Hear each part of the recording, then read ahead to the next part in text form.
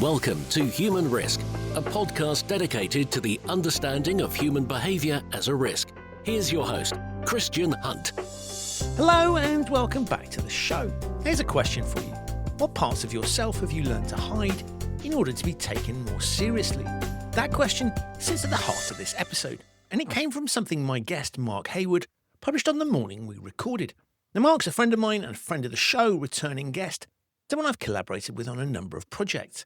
He's also someone whose career has always resisted easy categorization. Professionally, he spent more than 20 years working in crisis management, operational resilience, and financial services. Alongside that, he was writing novels, screenplays, and more recently, has been performing stand-up comedy. For years, he treated these things as separate lives, one serious and credible, the other creative and somehow less relevant to the day job. Then, on the morning of our recording, Mark published an article reflecting on what it had meant to spend so long presenting only half of himself. I've linked to that article in the show notes, and it's well worth reading alongside the conversation. In it, Mark argues that those different parts of his life were never really in conflict. They were, as he puts it, not two jobs, but one obsession, wearing two different lanyards. And what interested me was not simply the question of whether someone can have more than one career. It was the deeper behavioural question underneath it. Why do organisations say they want curiosity, creativity and individuality, while often rewarding people for presenting a much narrower version of themselves? Why are some outside interests treated as evidence of discipline, leadership or character, while others are regarded as distractions? Why might military service or elite sport enhance someone's professional credibility, while writing a novel, performing comedy, making films, or just sitting on the sofa and watching Netflix can cause people to question it? And what gets lost when people learn to edit themselves before they even enter the room? Mark's argument is that the supposedly separate parts of his career have always strengthened one another. The crisis exercises he ran that genuinely changed executive behaviour were not necessarily the ones with the best flowcharts, most detailed procedures, or the most rigorous packs. They were the ones with characters, tension, escalation, and consequence. In other words, they worked because they were stories. And the traffic ran in the other direction too. The skills he developed in the crisis rooms, preparation, listening, managing uncertainty, and holding a structure while events move around you, have also shaped his work as a writer, interviewer, and performer. And that takes us into the wider theme of this conversation, the power of stories to shape behaviour. We explore why stories can sometimes succeed where rules, policies, and frameworks fail, why imagination is not a soft skill, but a strategic capability, and what films and stories can teach organisations about preparing for moments when things go badly wrong. To suit the subject, we met in the bar at the British Film Institute, or BFI, on London's South Bank. The BFI is the UK's leading organisation for film and the moving image, and its South Bank venue is a home for screenings, archives, talks, and the celebration of cinematic storytelling. Given that Mark's forthcoming book, Screen Test: What the Movies Know About Surviving Your Worst Day, uses films to explore crisis management and organisational resilience, it felt like the right place to have the conversation. From there, we moved through professional identity, interviews and dress codes, before exploring the Titanic, cybersecurity, crisis simulations, and the dangerous stories organisations tell themselves about what could never happen. I began our conversation with the article Mark had published that morning by asking him what happened when he finally stopped hiding half of who he was. Well, for people with whom I was close during my career, it was never really a surprise. It was sort of people on the periphery, because you have friends and you have colleagues, and then there's a kind of a weird bit in the middle where people know a little bit about you but not a lot, and they just assume that you live and breathe the office and the corporate version of yourself. And for many years I did not promote that side of it, because not that I was ashamed of it, but I didn't think it was relevant. And I was also a bit concerned that people might feel like it was dumbing down what they would consider to be the day jobs, that I wouldn't be as credible as I needed to be if I was also doing, doesn't matter what I was doing. You could have been doing anything, right? You could have had a hobby. It could have been anything that you were interested in. And then I realized that my reticence to talk about it was actually holding me back and was part of the problem. And I then stopped caring what people felt when they found out. And anyone for whom this caused a big problem, I immediately identified as being part of the problem, if that makes sense. Kind of didn't really care about it and so I held extremely senior positions in global financial services organizations at the same time as being a best-selling novelist. Those two things are not mutually exclusive. They are entirely co-compatible. It's not a competing proposition. It's not a competing proposition, no. And I wrote under a pseudonym, and I wrote with someone else. So, it's not like I am writing modern day crime thrillers, although I am now. But at the time, I wasn't writing modern day crime thrillers about corruption and negligence within financial services, right? There's none of that. Although I have now since written screenplays that incorporate all of those. So I kind of realized that a lot of the stay in your lane advice is not actually advice. It's a projection on the way people want you to live your life.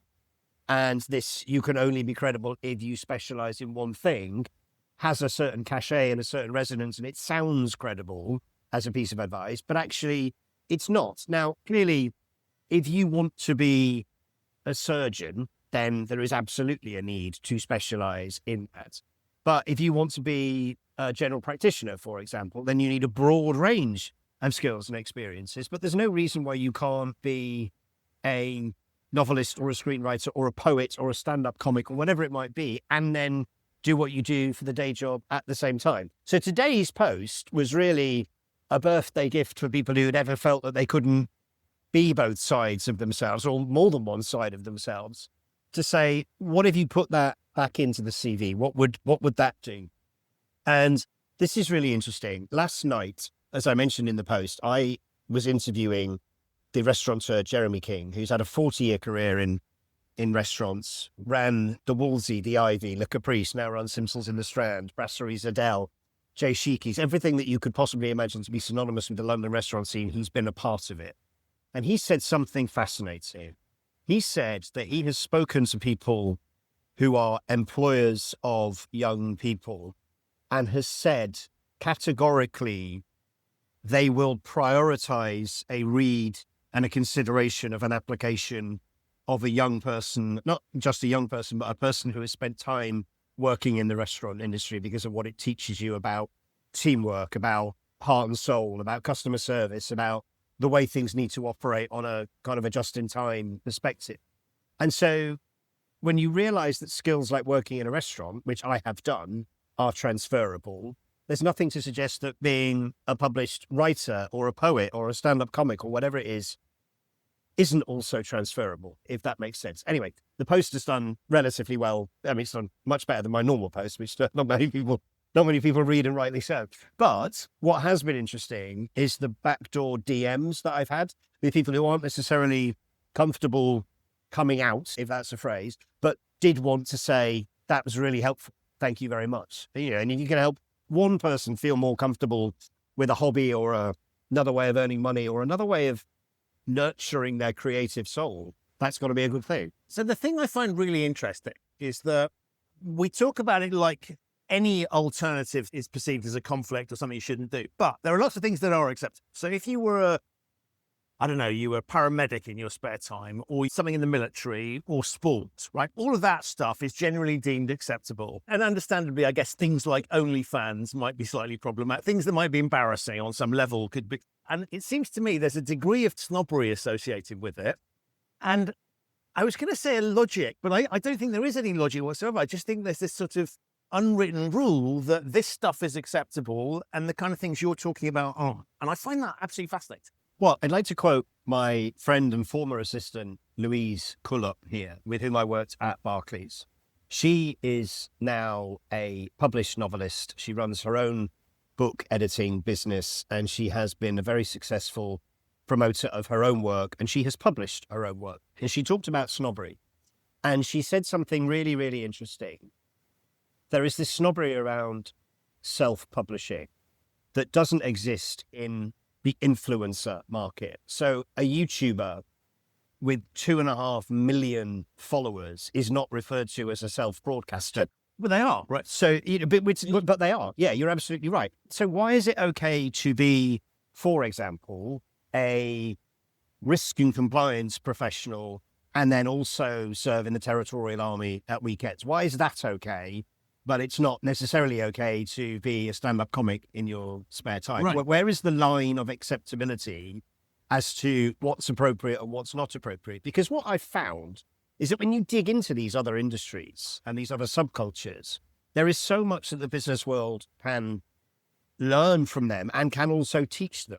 Like the arts, when I went into it, I never expected my professional corporate career to be as valuable as it has been in the arts. It's the same level of dysfunction. It's just a different product at the end of the day. I find it also strange because if I think back to job interviews, and I know things have shifted now, and let's ignore AI scanning of resumes, which I guess could exacerbate the problem we're talking about. But if I think back to sorts of questions I always asked, it was particularly vivid memory in investment banking, where I was sort of told we need to find out who they are. And I remember thinking, well, this is a bit weird because if we're hiring on that basis, we seem to do a really good job of stopping them from doing that thing, right? We work people stupidly long hours, so they can't do that thing. But if it's that significant, why are we asking the question in the first place? And the reason it was significant was because it brought you, it was your edge, the extra thing that you brought, everything from you could talk to clients about it to that was what made you different to everybody else and gave us a bit of personality. Maybe that was going to deliver more, and it would bring, I think there was a bit of cognitive diversity thinking around it as well. But I just think it's fascinating. It's sat there in the interview process, but actually if you pushed it to a logical extreme, and it wasn't even a question of like, you want to do it during working hours. It was like, there was an uncomfortable relationship with it. And so I just thought it was always strange that it was accepted and a good thing until it became a bad thing. It's like if you were to talk to an independent film producer and you weren't quizzing them about what they wanted. Instead, you were just having a conversation about what can I write for you as a writing sample. 9 times out of 10, they would say something like, doesn't matter, go crazy, knock yourself out, write me a hot mess, which is what they say, but not what they want, because what they want is same but different. They want you to fit into a particular commercial mold because it's sellable. And I agree with you. I think the same is true of interviews. I think you get an impression of what somebody is capable of from their CV. What you want to know is all of the things you can't actually ask them. Like, are you any good? You know, why do you want this job? You can't ask, why do you want this job? Because of restrictions on employment and things like that. And I completely understand all of that. But when you meet them, I think you get a pretty good sense as to who people are. But history is littered with examples of people who had very extensive interview processes and turned out to be absolute train wrecks, when it came to employment. So to ask, what are you interested in? What are your hobbies? It's perfectly reasonable to say, sitting on the sofa all weekend and watching Netflix. That's a perfectly reasonable answer for what are your hobbies. Right. And yet that would get you downgraded on the interview because that's not deemed to be acceptable. Well, why not? I'm consuming popular culture. Why is you're making popular culture? I'm consuming it. If you make it, someone has to consume it. So why is sitting on the sofa for 12 hours and every 6 hours saying, yes, I'm still watching to the TV screen? Why is that not an acceptable hobby? There are double standards here. There really are. I love that you expose this. We all kind of know it. Right. And so we all dumb those bits of ourselves down. And actually, the Netflix one's a really good example because the way you just described it is accurate and kind of funny and slightly sort of seems like a waste of time. But you could frame that as, well, I spend my week, I've been studying art house movies. Now, Netflix covers a wide range of, I was about to say a multitude of sins, but actually that's unfair. Well, who cares, right? If you want to watch what other people might deem to be trashy TV as opposed to high-end art, and we know, of course, that from Netflix that people, what they save to watch later and what they say they want to watch isn't necessarily what they actually spend their time watching. But there is something fascinating there in that it's the substance and the form. Even the form in the sort of form would start to be unacceptable. The substance absolutely often is. Yeah. Well, I mean, the comedian Sean Walsh has a great routine about watching Netflix. He says nobody watches Netflix. What you do is you sit and you scroll through Netflix and can't decide on what you actually want to watch and then move on to something else. So I think this notion of what is a good answer to, so tell us about yourself. I don't know, how do you judge that? Because what are you expecting the person to say? And if they say something truly profound, does that make them better at their job, or does that make them more likely to get the job?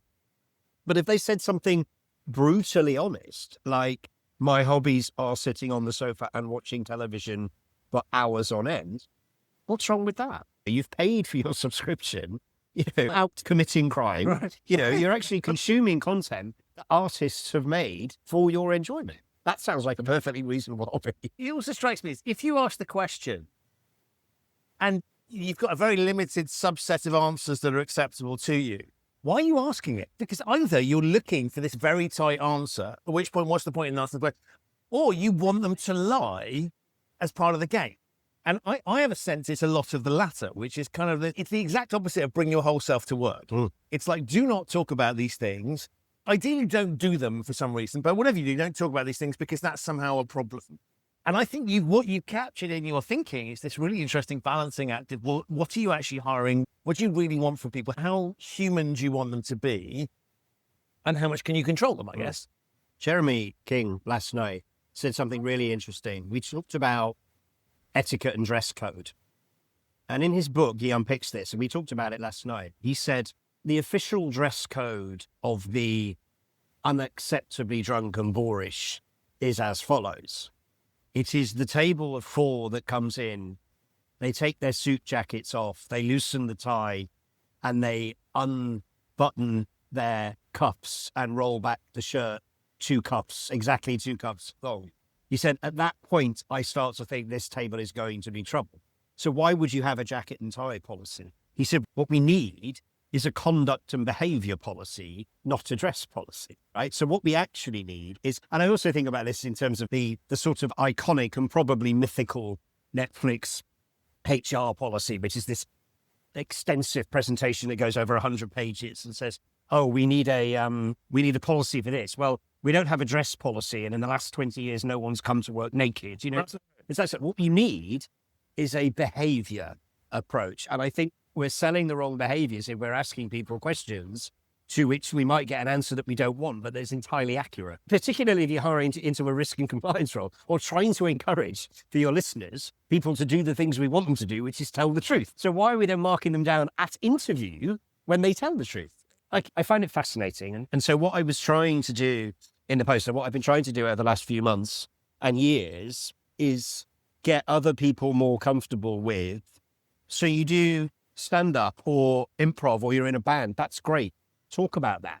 If you feel comfortable talking about it. And if you don't. And if people are suspicious of you, they were never interested in you in the first place. So don't worry about it. And there's something really interesting to your point is if you rock up the interview and you can't talk about who you genuinely are for fear of that not fitting in, then it's probably not the right job for you anyway. And I sort of think about parallels of dating where people would on their best behavior in order to sort of qualify for the next round of whatever. And there is something in human dynamics of we want to get through whatever test that's applied to us. Conversation I remember having with you, which I thought was really astute, was you commented on dress codes in banking. And our former employer was renowned for a 30-odd page, very prescriptive. I think, to be fair to them, this was for people in branches in a certain Central European country. But nonetheless, right, there was a very prescriptive dress code that was dropped very soon afterwards. And you made a really, really interesting observation talking about the sorts of clients they have, which include movie stars and rock stars and the very wealthy who deliberately flaunt dress codes because they can. Rock stars would be a great example, right? They don't care, right? They deliberately wear provocative clothing and because that's part of the status. Talk a little bit about that observation, because I thought it was really interesting. Well, I mean, it's not just necessarily about dress code. I've got a more modern day example. I was at the final day of the women's test match between England and India at Lord's. And I went. So this is cricket cricket, right? Yeah. And I went on the final day, even though it was obviously only going to last an hour. It lasted 90 minutes in the end. I went because it is the only women's test match that has ever been played at Lord's. And I wanted to be a part of that because I'm a huge fan of women's sport. And I went in via the Heyhoe Flint gate, which is named after Rachel Heyhoe Flint, who was England captain for many years in the 70s and 80s. She captained England to the inaugural Women's World Cup in 1974.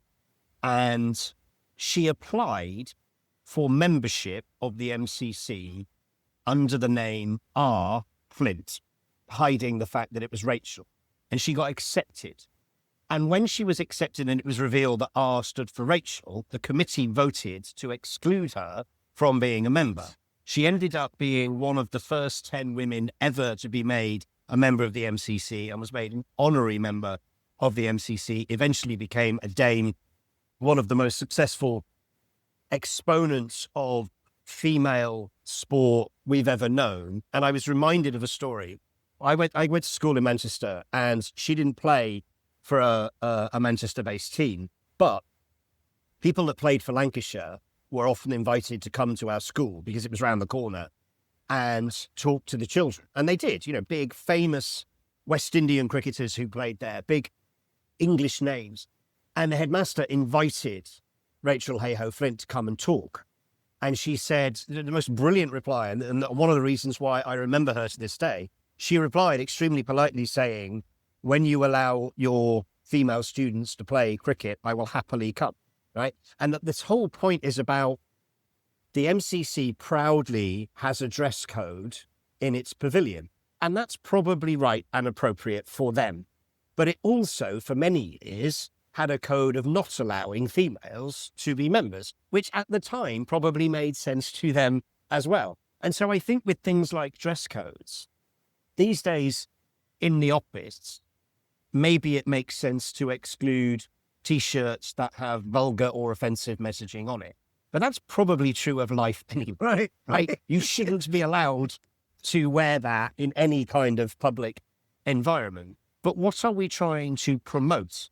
Because are we saying that a client, imagine this, an extremely wealthy client wanders into one of our branches to talk to his or her investment manager about their high net worth wealth portfolio, wearing something that wouldn't meet the dress code of the firm that is serving them.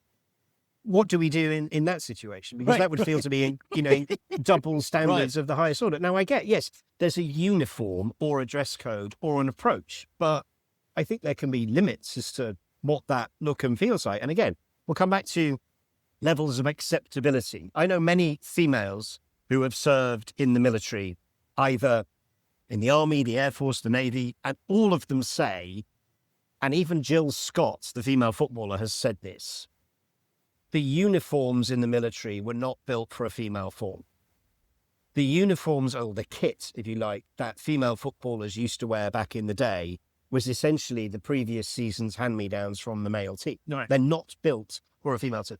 The Lionesses had to advocate for the right to wear blue shorts and not white shorts because they were worried about menstrual strains. Now, you shouldn't have to advocate or ask for that. So when we talk about dress code, there's a huge part of the story in the narrative that we're missing, which is why I'm fascinated by the power of stories and storytelling. Because as I said in this post, and this is the thing that's been picked up on, rules and stories are opposing pieces of technology, both designed to encourage or influence human behavior, but only one of them is done voluntarily, which is stories. We consume stories voluntarily. We don't consume rules voluntarily. I probably butchered what I actually said, but that was the essence of this. So when we talk about codes, what are we trying to encourage? Because if you have to say to someone, do not wear something that's incredibly offensive, that's probably not the sort of person you want to be employing anywhere. Right. I'd never thought about this, but you're right, because the word code in of itself it's a bit more flexible because it's trying to manage something that isn't definitive, right? So dress code would be the best example. It's sort of an attempt to codify, pun fully intended, something that's quite complicated. If you could write specific rules, you would. And so I love your commentary on this stuff, because I guess we tell stories about when we break rules. We tend not to tell stories about when we can run. But talk a little bit about that. And as we're doing that, bring in your two different personalities.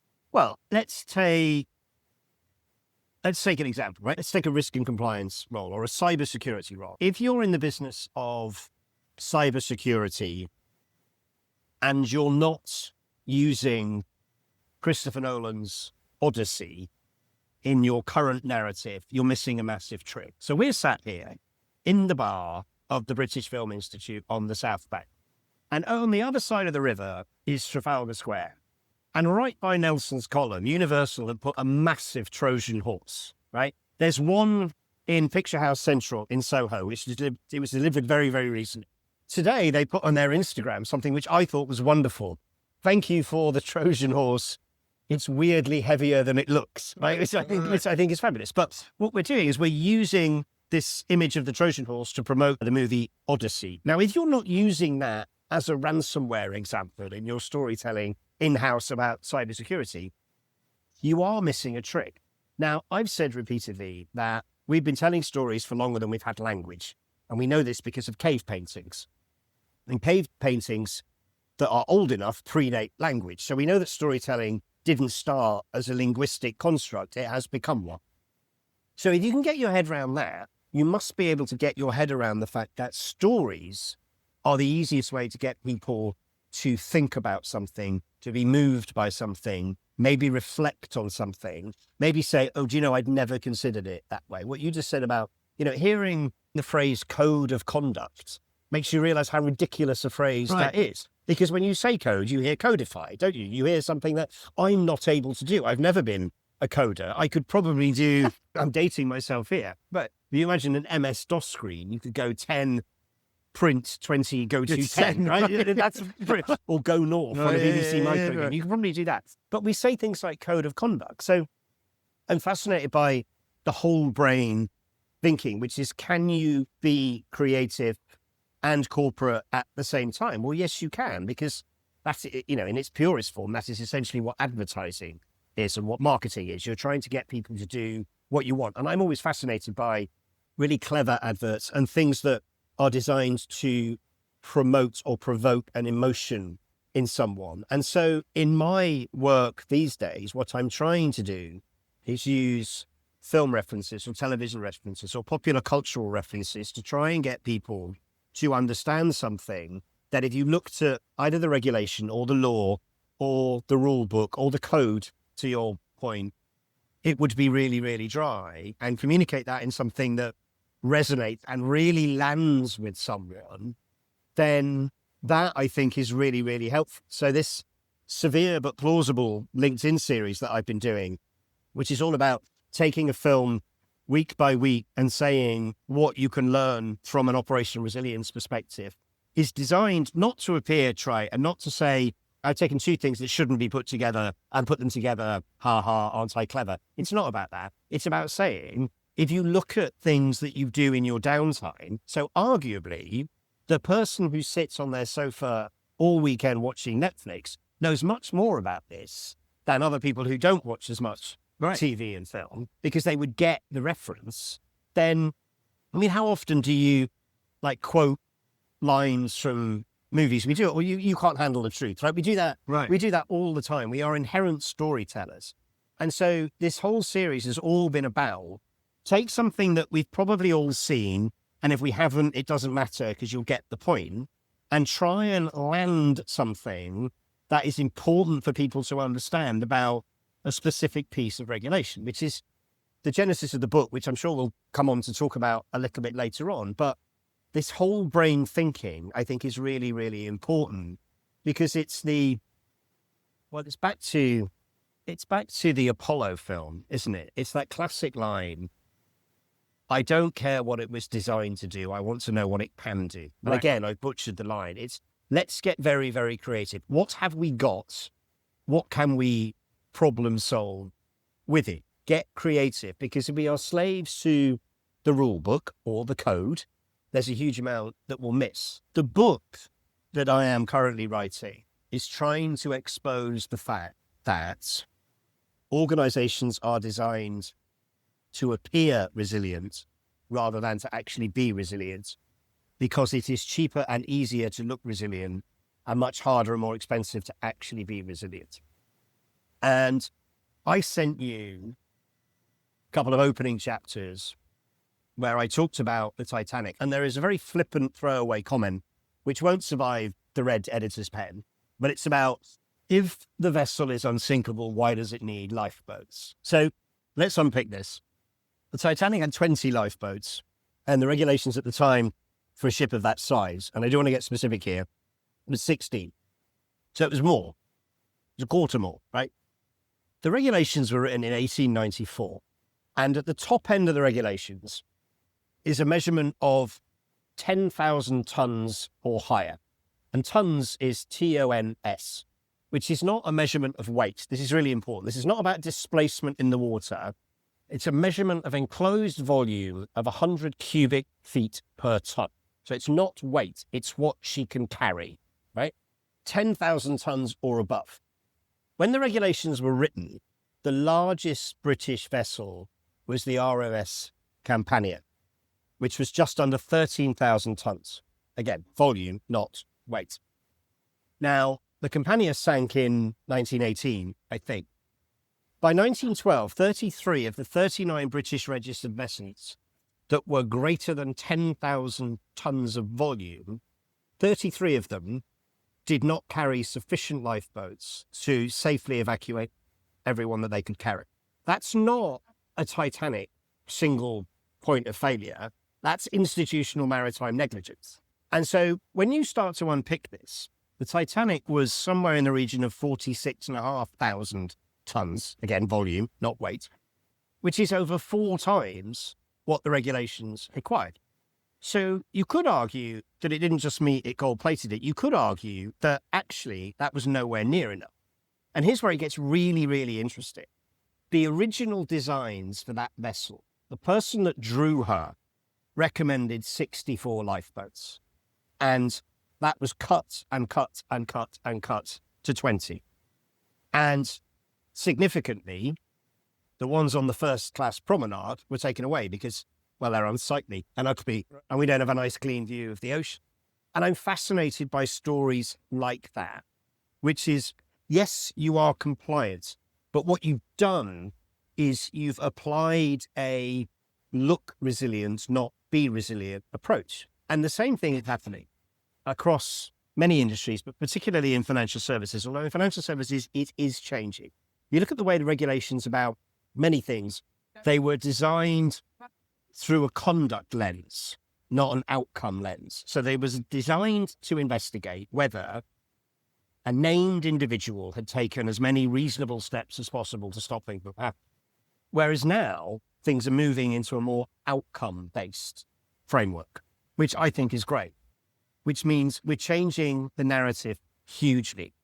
We're not talking about exercising, we're talking about testing, because exercising is good, surely. And if you exercise, that's great, right? We know that to be good from a human being perspective to an everything perspective. Exercising is good. Testing, not so good, because there's a pass or fail element. What the regulators in financial services are telling us is that you should expect it to go wrong. And what I've been fascinated by through this Severe but Plausible series and then the book is how much more difficult it is to test than it is to exercise. And I have changed the entire approach to the book very recently because I realized that I wasn't just talking about financial services. I was talking about every single industry, because I'm not necessarily talking about what happens during the crisis. I'm not talking about the deck of the Titanic.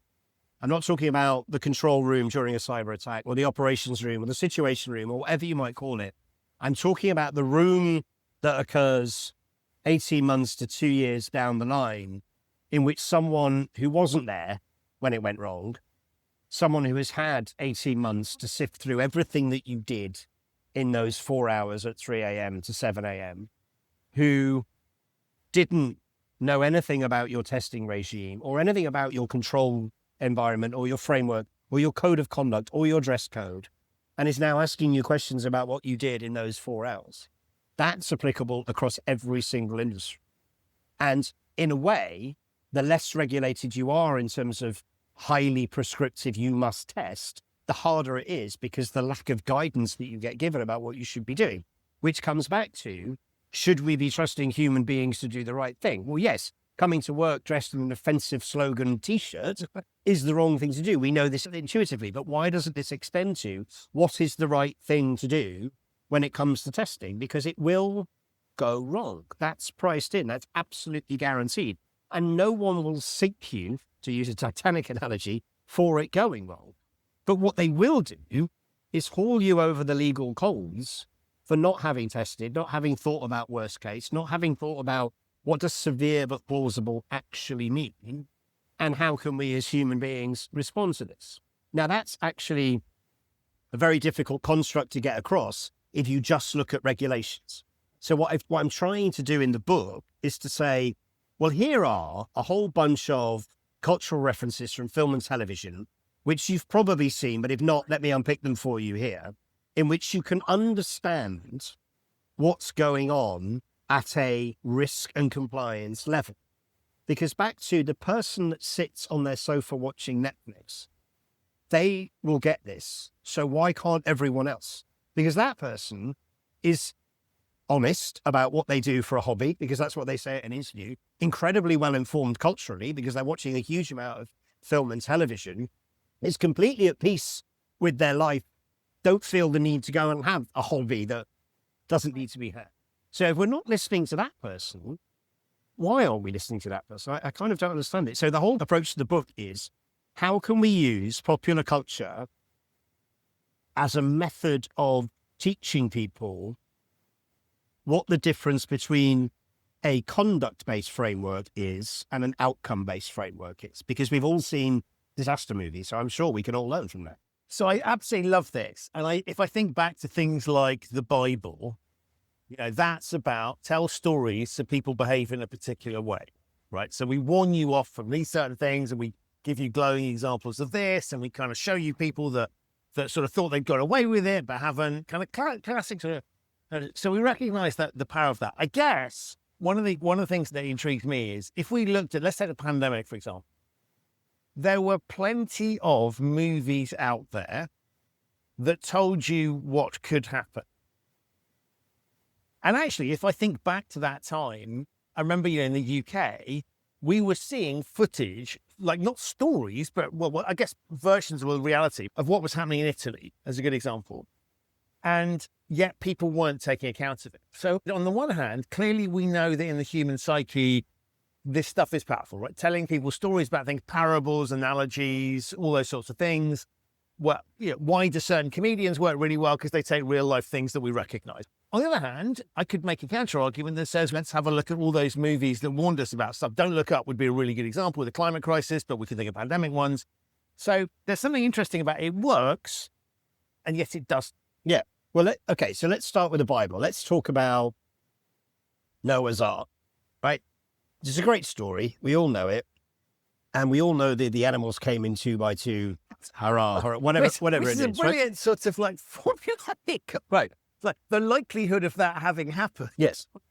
So what you're saying is that if this flood does come and wipes out humanity and all of the creatures in the wild, our solution to this is to take 2 of everything and rebuild the world, which is the worst genetic plan that you could possibly imagine, because it wouldn't survive. It wouldn't, when you think about it, Ton of inbreeding. there would be inbreds everywhere, right? Which is actually a terrible, terrible idea. And yet this is, and I do have form here, right? Because I'm sounding incredibly flippant, but one of the very first guests I ever had on my podcast was the then Archbishop of Westminster, Cardinal Vincent Nichols, who came on because the Pope said no. Pope Francis said no. But Pope Francis's big thing for that year was the narrative power of Scripture. And this is a podcast for writers. So at the time, the second most powerful Catholic on the planet, Cardinal Nichols, came on to talk about that. And it sort of reinforced what I've always known, because I studied history at undergraduate level, is that history is a version of what may or may not have happened, written by people who may or may not have been there, for the purposes of influencing future behaviour. That's what we're talking about here. And it happens repeatedly. So it's much easier to say the Titanic sank because of ego and elitism contained to a very small number of individuals. Well, that is true. However, it was also priced in years earlier in the budget room when the original draftsman of that vessel, who said she should have 64 lifeboats, was overruled for the purposes of budget, because it was in line with A, the regulations, and B, with what the rest of the maritime industry was doing. So that, in a way, that narrative of it was just a bunch of bad eggs on the Titanic helps protect the rest of the industry. I'd almost take it even further back, right? Whoever said this will be unsinkable has set, pun fully intended, course for something going wrong. Because you're gonna drive a mindset that is unrealistic. Yes, completely. And to bring it back up to date, and what I'm trying to do with the LinkedIn series and the book is chip away at that wouldn't happen here, which is a real red flag to me, because I am almost obsessed with disproving that. And I think about things like CrowdStrike, the CrowdStrike incident from whenever it was, 2023, 24, doesn't matter when. But of course, we would never globally release an untested patch. That would never happen. Well, no, I mean, ostensibly, it should never have happened. And by the way, you don't need a code of conduct for that to be true, right? But it did happen, right? And it happened to catastrophic effect around the world.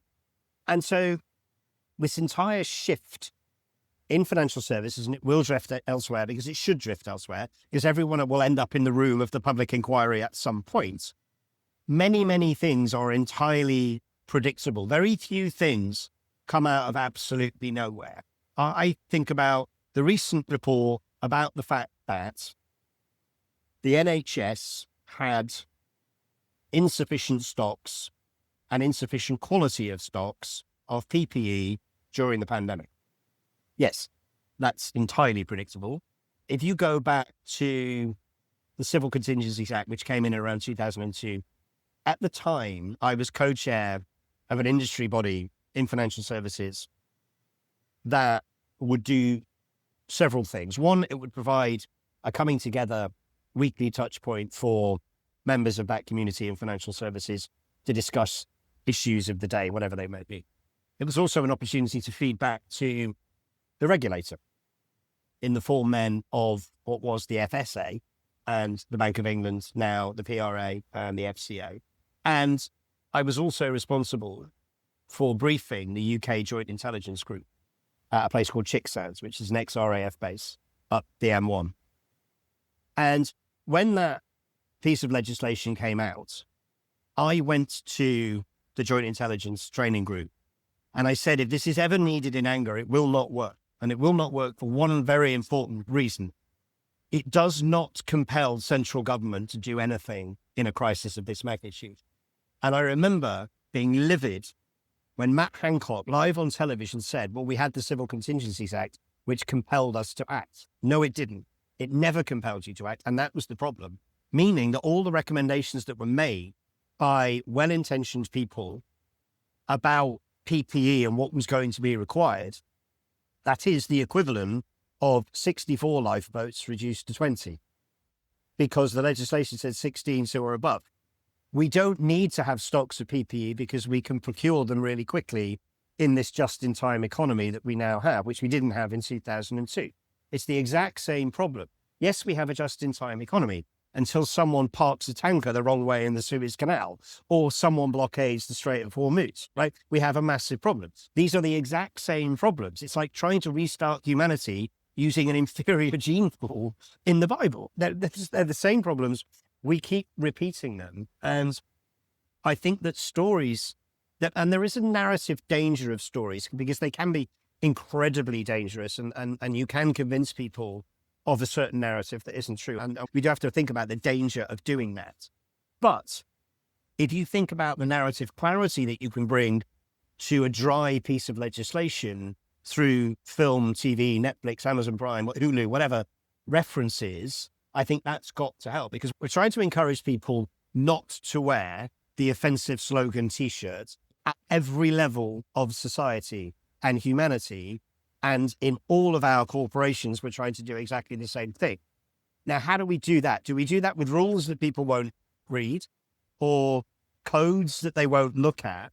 Or do we do it by emotionally engaging them through story? Yes, it sounds trite. Yes, it sounds like I'm trying to put two things together that don't belong together. But actually, when you think about it, the argument that came out this week about the NHS not having sufficient PPE is exactly the same argument as to what happened with the Titanic.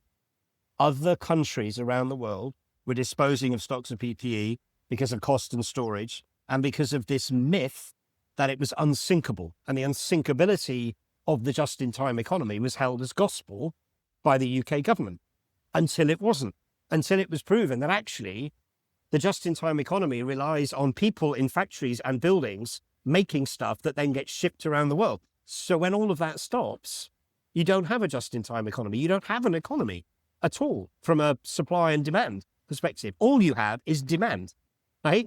Which is unsustainable if there isn't the other side of that, which is supply. One of the things that people critique anybody that comes up with a scenario, right, is to go, well, either in the moment that's not realistic, or with hindsight it's like, well, you didn't quite get these things right. In other words, the story wasn't perfect, so it didn't help us. And the thing I find fascinating about it is that's not the point of them. The point of them is to equip you to think about the dynamics. And I think the gift of all of this stuff is to say, okay, the storyline and the construct is just freeing you up to think about the topic.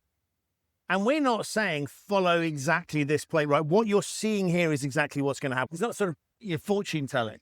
But actually what it's trying to do is to say, here's the dynamics that are at play, and think about it and use it intelligently. And I think often people confuse kind of parables. The specific lesson of this story is you shouldn't do X or Y. It's about the general thing of going, oh, where does that take me? Where might my thinking be changed by being aware of what's happened to someone else? And so I think the criticism that it's not replicable or not accurate is missing the point, which is this is supposed to be a flight of fancy that sets your mind racing. Yes, it is. Because if you can conceive of it, then in some way it can happen.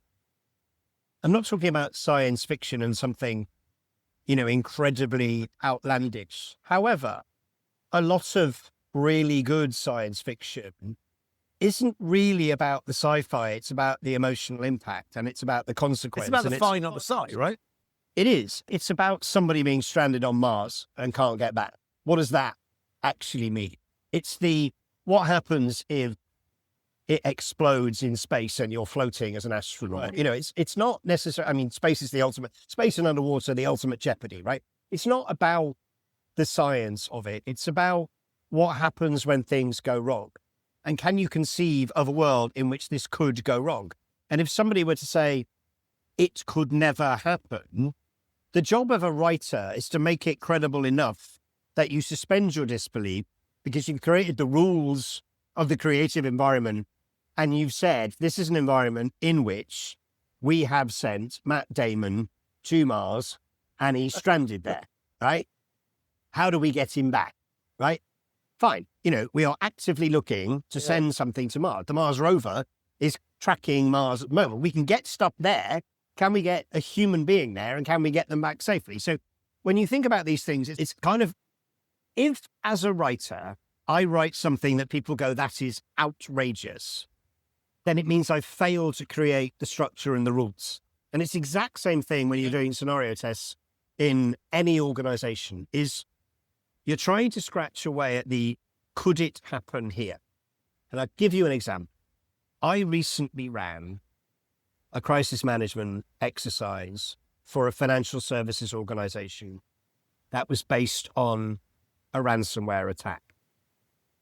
And the group of individuals, the exco that I was exercising, had been joined by representatives of the parent company.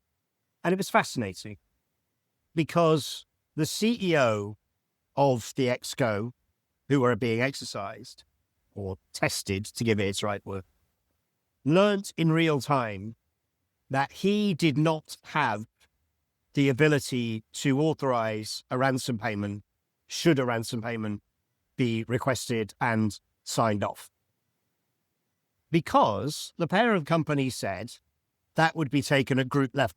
That's fine. Of course, you have to have consistency over this big financial services organization, which has many different attributes to it, many different strands to it.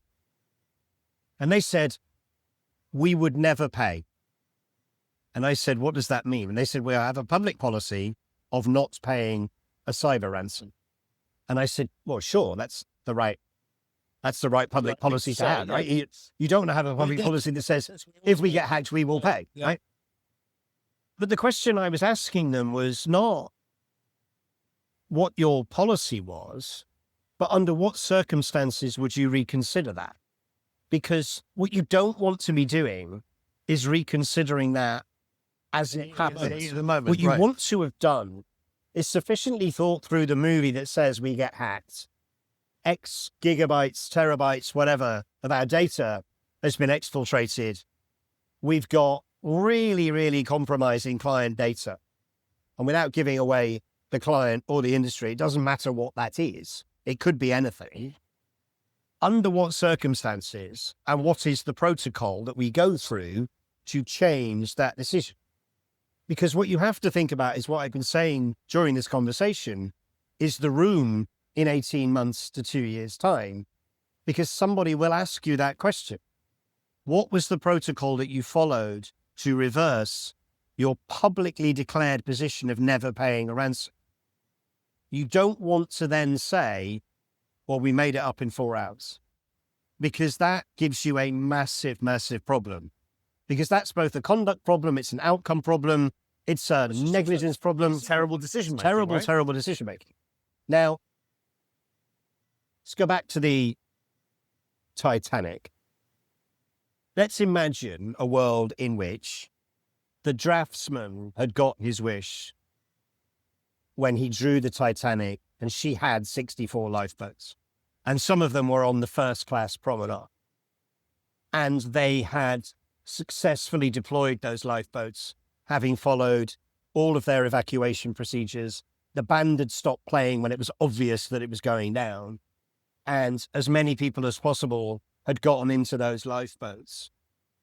It is inconceivable that every single person would have survived either alive or certainly without being injured in some way. Yeah. So your best case is that you're looking at fatalities and injuries. The room that you're in 18 months later, if there was a room, I've no idea, but the room that you're in 18 months later is that the regulation that was written in 1894 was understood by us to be inadequate for the new ton volume of this vessel, because it was capped at 10,000 and above. Ours was 46,500. We designed this vessel, the 64 lifeboats. We did as much as we possibly could to think the unthinkable and sink the unsinkable. And sadly, several people lost their lives and several more people were injured. That is obviously a tragedy, but that is not a case study of anything other than how to do the right thing. And so I think about that a lot. You're going to get hacked, right? Of course you're going to get hacked. You're going to have a public policy of not paying a ransom. Completely understandable. But in the absence of a protocol and a framework that is a clear step-by-step protocol of how you unpick and reverse that decision, that room in 18 months' time is going to be really, really difficult for you. And the purpose of that scenario is not to question your public policy, code of conduct on pay or not pay. It is to help you design a framework for what you might do. And you do that by creating the most plausible scenario you possibly can. And that plausibility has to include and almost ignore it couldn't happen. I don't care. It can. If I can conceive of it, it can, right? And it makes me want to learn code so that I can hack you, right? It makes me want to spite myself. I want to be able to do this for you. And so the more you can use stories like this, the more helpful it is. But again, back to the Bible and history and all of that, the further back you look, the further forwards you can see. You know, the Titanic is a great, great example, not of elitism and ego, but of institutional failure at a maritime level. So you extrapolate that over any industry, it could happen anywhere. Let's go back to your cyber example. One of the responses could be, well, they're not going to get in, right? Okay, so I get you over the hurdle if they are going to get in, which they will. And then you go, well, we don't hold any sensitive data. And what I think is interesting about what you're talking about is the next step could be, well, we don't hold any sensitive data, or it could be, how might the data that we do hold become sensitive? Right? How do we reframe that? And that's when we start to open our minds. And what we're doing in that scenario is putting ourselves in the position of people are hacking. I've hacked this thing. I don't know what I'm going to get by default. I'm going to break in. I'll see what I can find. And then I'll see how I can make that useful to me. And so if you think about it in those terms, suddenly you go, actually, the creative thinking around, well, fine, we don't hold medical data, we don't hold financial data. What do we hold? How could that be spun or presented? And we might not think it's embarrassing, maybe our clients do. And so as we reflect on all these things, what you're talking about here is to say, actually, I think the storytelling bit gives you permission. It sets the scene, but it also gives you permission to think creative about the stuff, right? Because we're already in a zone that you think is not going to happen. So I've taken you out of your day-to-day comfort zone, because actually, if it was solvable in your day-to-day comfort zone, you've done it already. You're giving people a frame and permission to think the unthinkable. And where else do we do that? The answer is when we go to the movies or we watch Netflix, where we're taken into worlds that we kind of recognize, but I guess we kind of have to hope aren't all going to happen. Yes. So let's unpick a couple of things that you said, one of which was we don't hold sensitive data. So the follow-up question to that is, do you access it? So you might not hold it or host it, but you might access it because it's held somewhere else, right? Now, if you access it, I can still get it because all I need to do is install. If you have the key to the door, right, I can borrow your key, right? Completely. So I can absolutely 100% get it. And I think that's really, really important for people to understand. But let me paint a scenario of things that you might not think are interesting to other people. I want to talk about the insurance industry.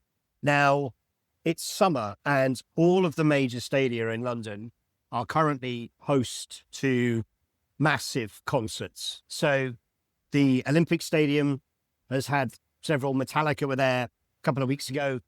The Tottenham Hotspur Stadium has got a gig on tonight, actually. Each concert that goes on anywhere in the world needs insurance in case it has to be cancelled, either for bad weather or for an act of God or an act of terrorism or a transport strike, whatever it might be, right?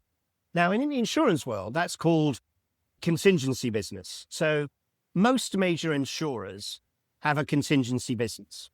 So let me paint you a scenario, right? Oasis do another tour and they want insurance for that tour. And you agree that your contingency business will insure that. What questions might you ask of that product?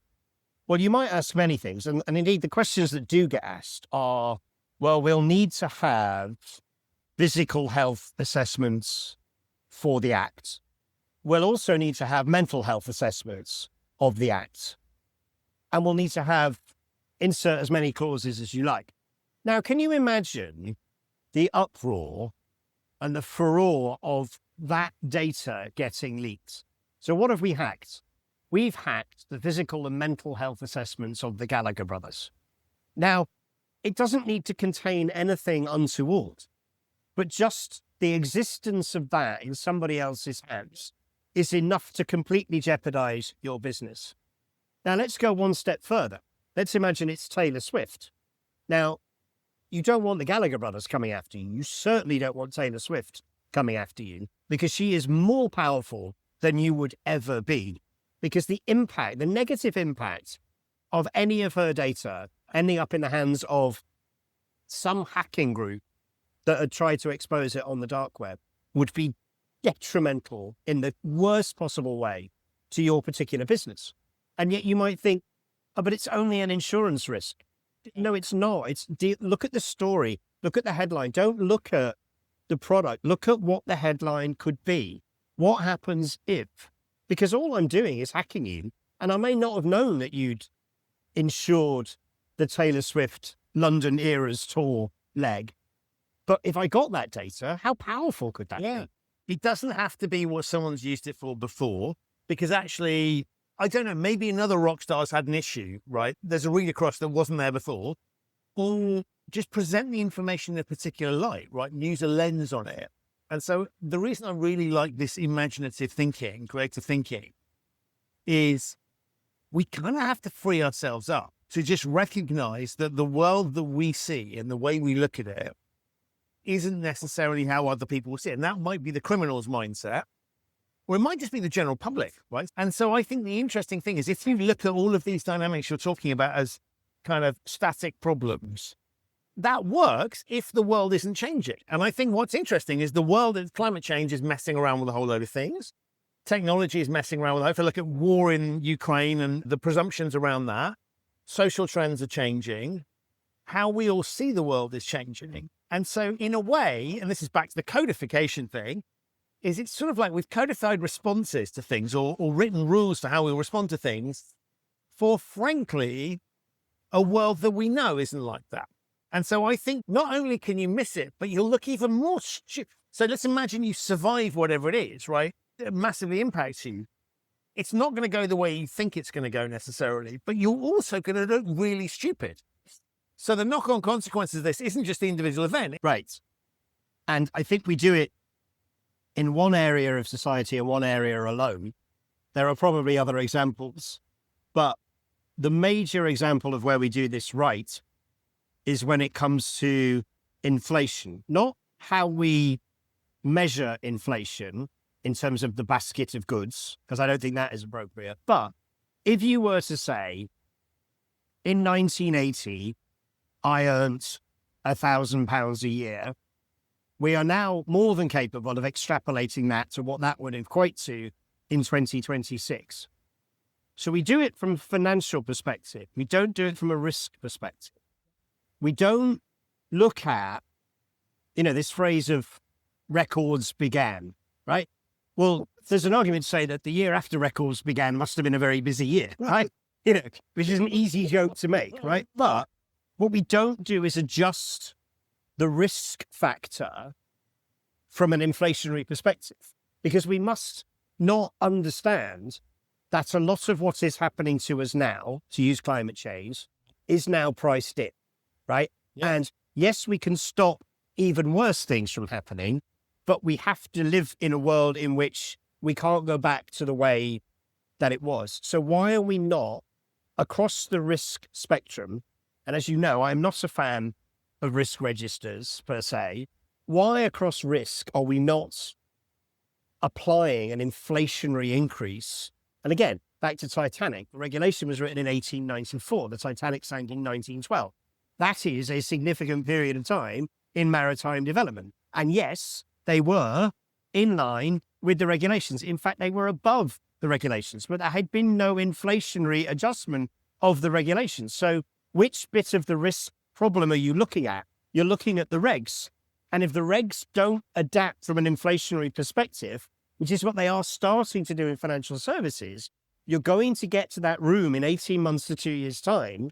And technically, you could argue that you were in line with the regulations. The one question you cannot answer is, or you cannot answer effectively is, why did you not apply an inflationary lens to that when you knew that this was something that could have happened to you?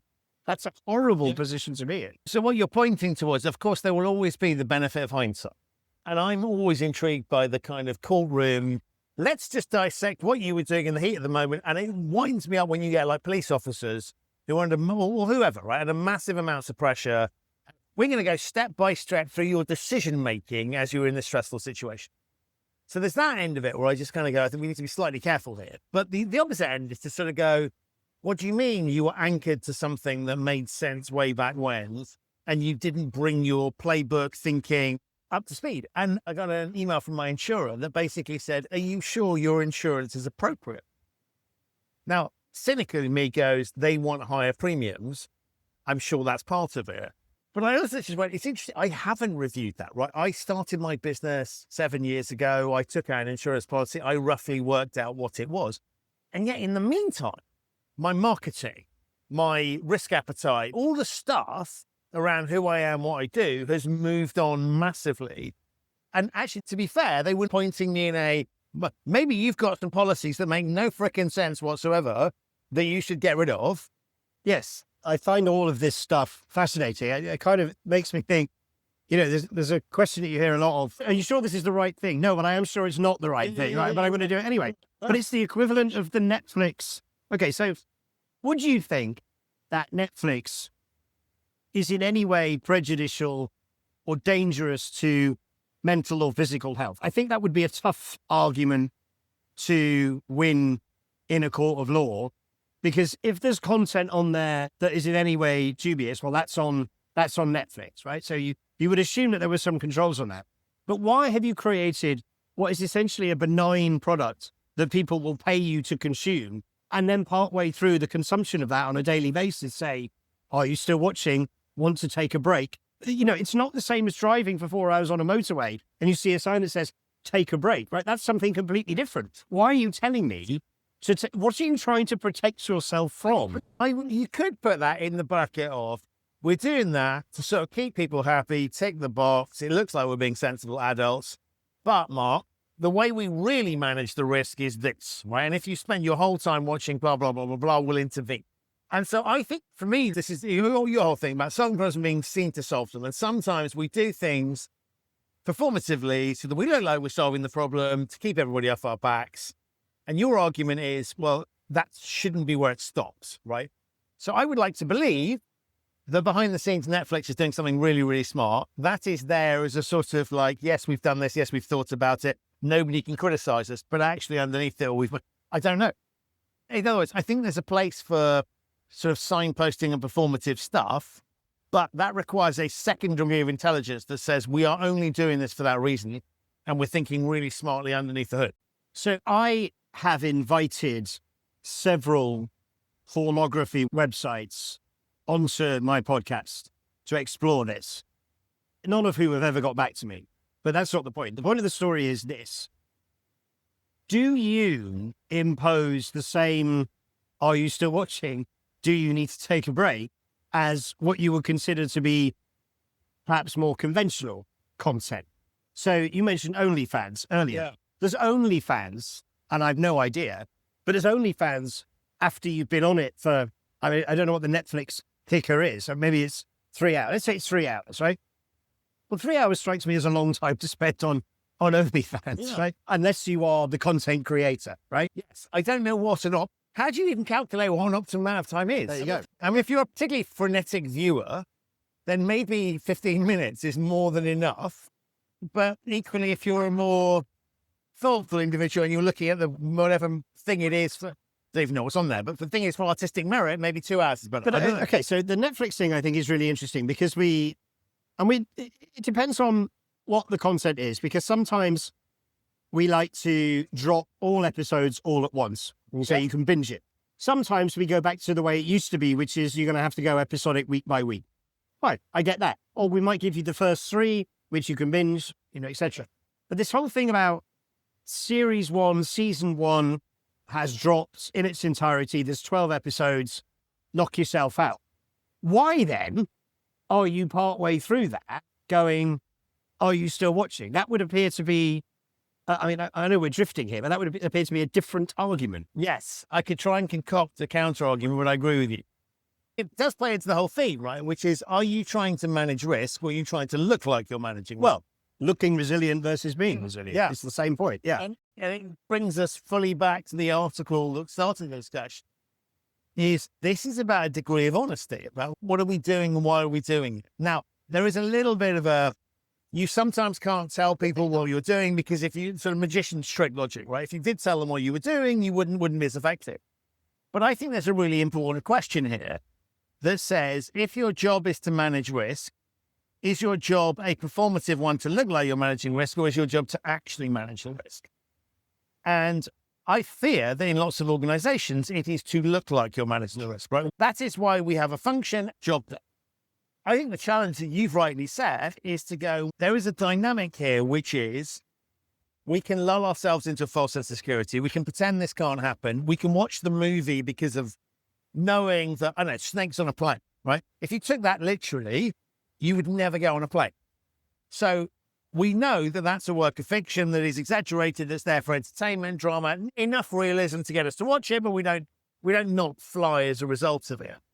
But there are some interesting questions there where if you were in the business of preventing snakes from getting on a plane and or any other multitude of risks of this metal cylinder in the sky, you ought to be aware of. And so I think it's just a really helpful gateway, and it's a very human gateway to let's have a bit more of an honest conversation about this stuff. Snakes on a Plane is a brilliant example because it is perhaps the best movie title of all time. Because there is absolutely, from an advertising and marketing perspective, there is no doubt what that story is about. What's going to happen? Right. There is absolutely no doubt what that story is about. And people watch it not because it is incredible or lacks credence. They watch it because of the iconic line, "I've had it with these motherfucking snakes on this motherfucking plane." They watch it. And the reason they watch it is because they connect emotionally with that line from that actor. And that, I think, is perfect, because what those filmmakers did, and there are many apocryphal stories about the making of that, but the one I would love to be true is that it's twofold. One, that role was written for Samuel L. Jackson. And two, Samuel L. Jackson said, "If you cut that line, I will walk away from this project. I'm saying yes for that line and that line only." And it is an iconic movie moment. And we connect with it. And this comes back to everything I'm trying to do through Severe But Plausible and the book is all about, if human beings voluntarily commit and engage with stories in a way they will never do with rules, how can you apply that to the management of risk in your organization and stop designing yourself to look resilient and actually be, resilient? The point there is not, how did the snakes get on the plane? That's not what it's about. It's, you watch because you're so you forget the fact that there are a ridiculous number of snakes on this aircraft, right? That would probably never happen, but it's happened.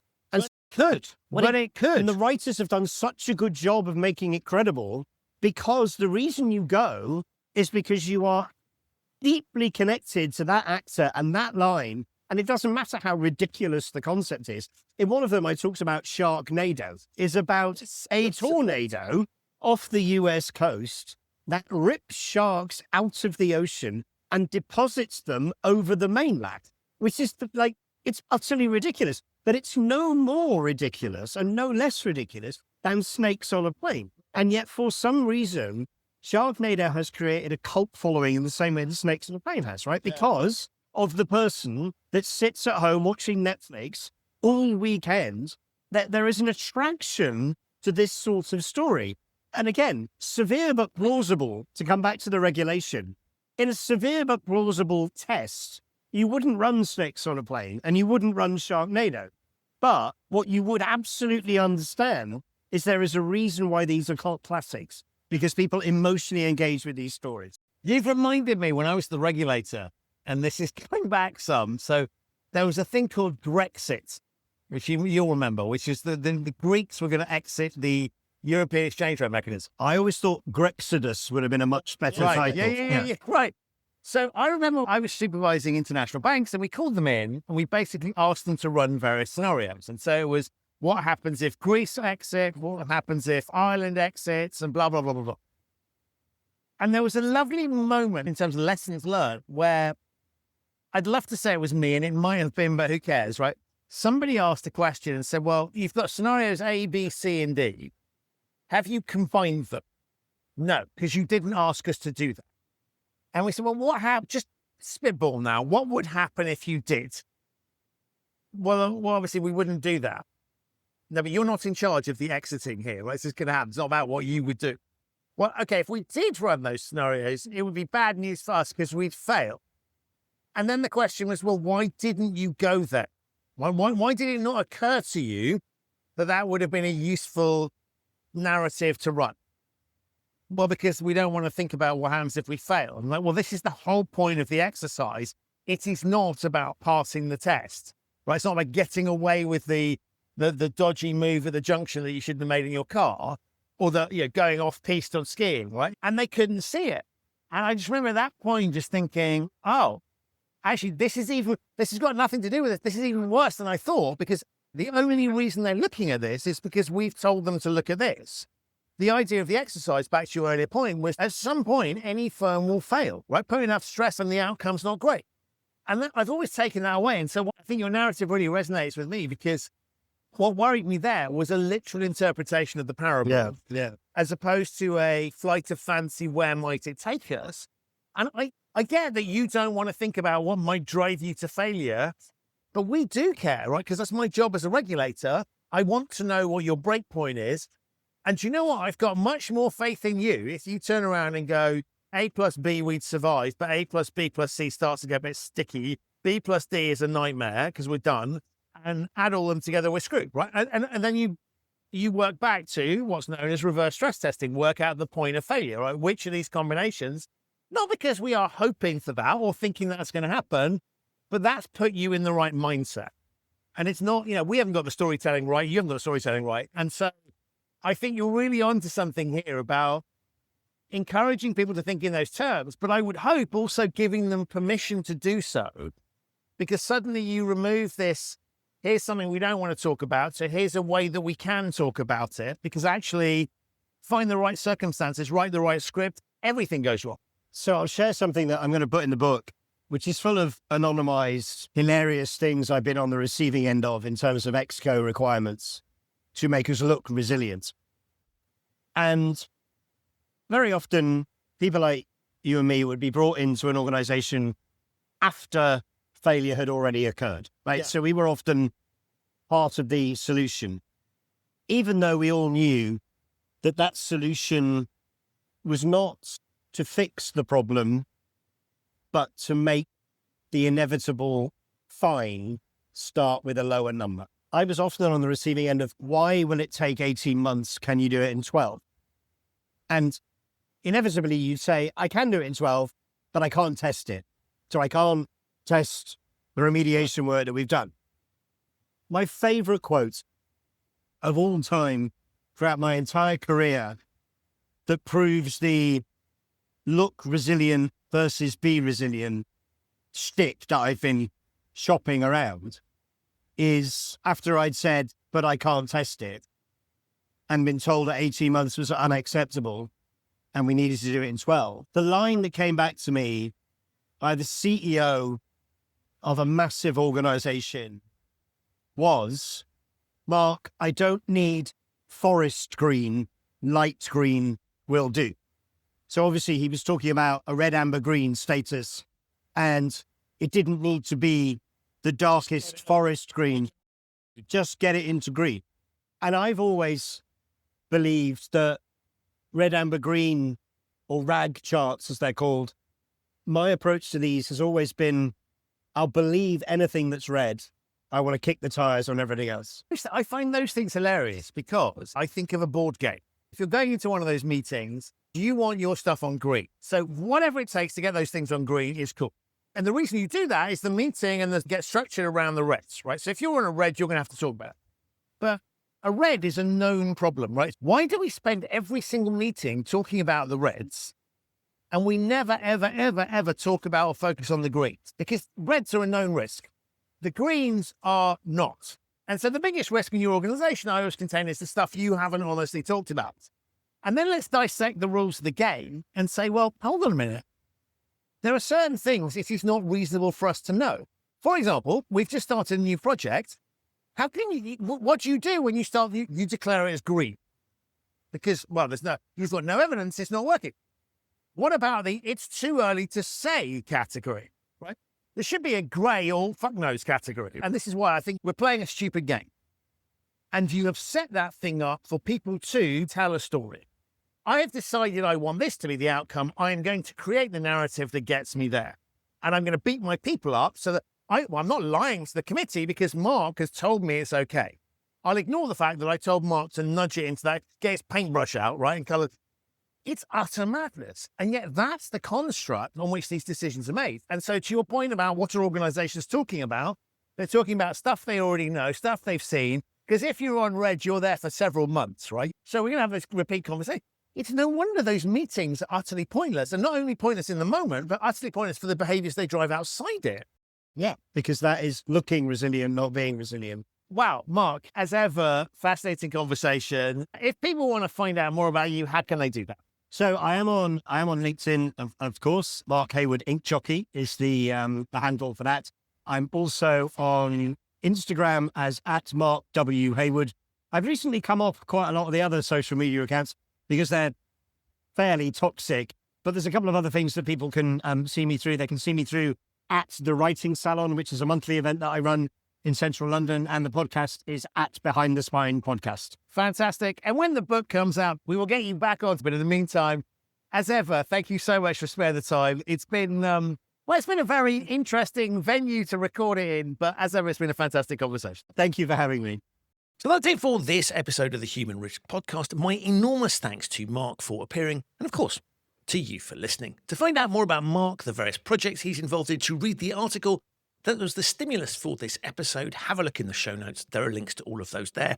You'll also find links to Mark's podcast and his previous appearances on this show.